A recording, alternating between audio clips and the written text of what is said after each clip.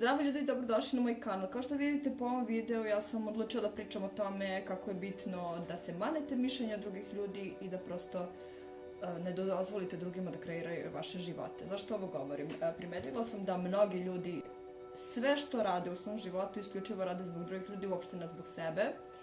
A mislim da to potiče iz nekog dubokog nezadovoljstva ili neke praznine u emocionalnom smislu.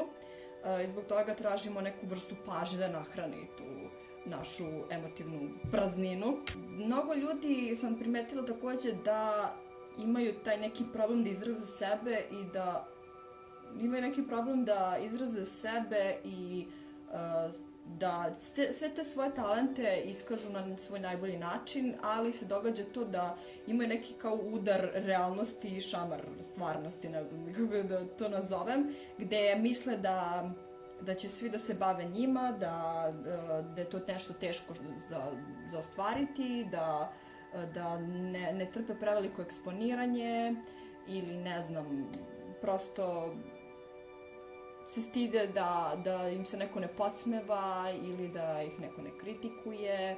Evo daću vam primer.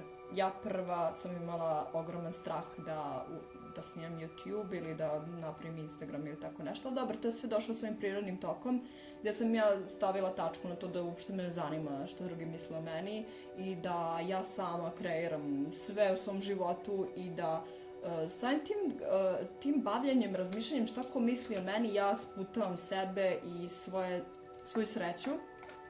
U početku je to bilo zaista strašno da ti staneš i snimaš se i znaš da će to da ide na YouTube i da će svako moći da te gleda.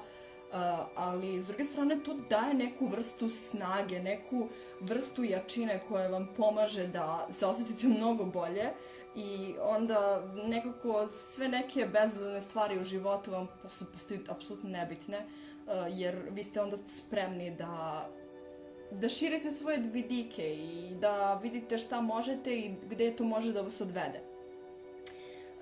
Tako da ne znam, moj savjet je na primjer da stavite da napravite neki spisak stvari koje volite i stvari koje trenutno radite u životu i da napišete, da navedete motiv zašto to radite. Meni je jako bilo bitno da se izražavam kroz umetnost, kroz boje i ja vam savjetujem da najbolje bi bilo da posmatrate svet kroz boje, jer one su nešto najdivnije što može da vam se dogodi u životu.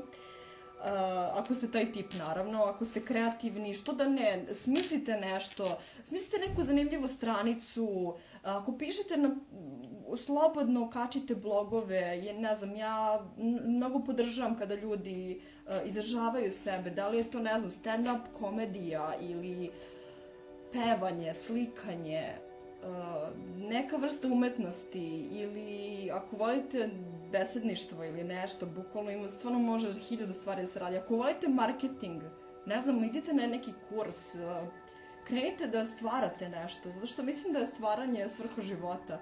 Mislim da je stvaranje nešto zbog čega smo ovde. To je neka vrsta lekcije, da naučite da iskačete van svojih mogućnosti, van mišljenja drugih ljudi, jer svako ko se plaši šta će drugi da misle o njemu, on samo krči taj protok energije koji mora da ima svoj prirodan tok i mora da to izađe nekako i mislim da kada vas ne zanima što drugi misle o vama krene taj protok energije, ideja i nema prestanka. Ja ne znam, od kad sam počela se bavim YouTube-om, ja imam 1000 ideja dnevno, ne znam, tad su i počeli narukvice i ne znam sve to. Uglavnom, shvatila sam da kada dajete moć drugima, da tako unižavate svoju moć, ali kada prestanete to da dajete drugima, onda shvatite koliko zapravo imate snage u sebi i koliko ste spremni na sve živo.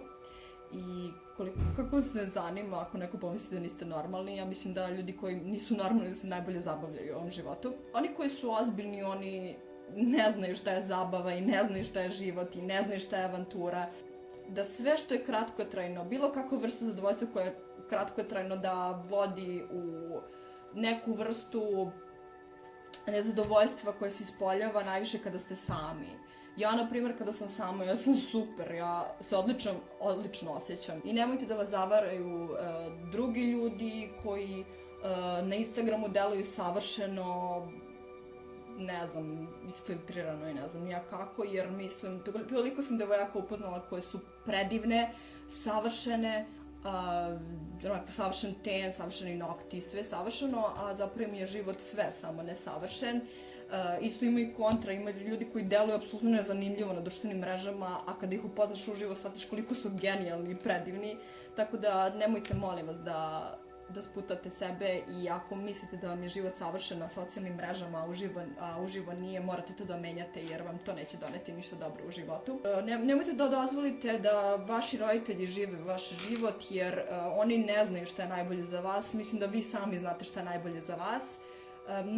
Znam da postoje mnogi lekari koji vi kad odete kod njih, očajni su lekari, ne znate uopšte kako su oni došli do tog zaposlenja, a zapravo da vratite 30 godina unazad vreme i shvatite da su njihovi roditelji bili lekari i naterali su tog jadnog mladog studenta da radi svoj posao koji zapravo nije njegov posao i zapravo nije njegov pravi životni poziv.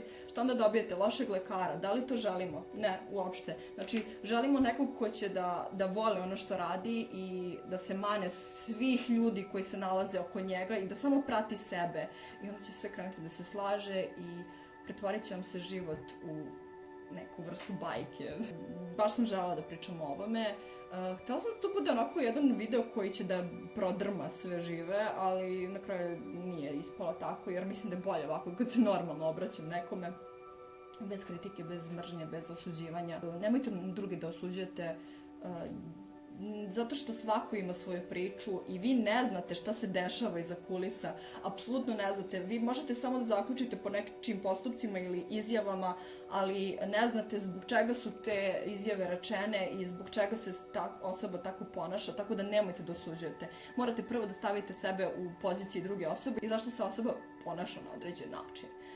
Tako da, kritikovanje drugih nikako ne može dobro da vam donese, samo može da unazadi vaš uspeh i da od vas pretvori mizernu osobu koja mrzi sve ljude.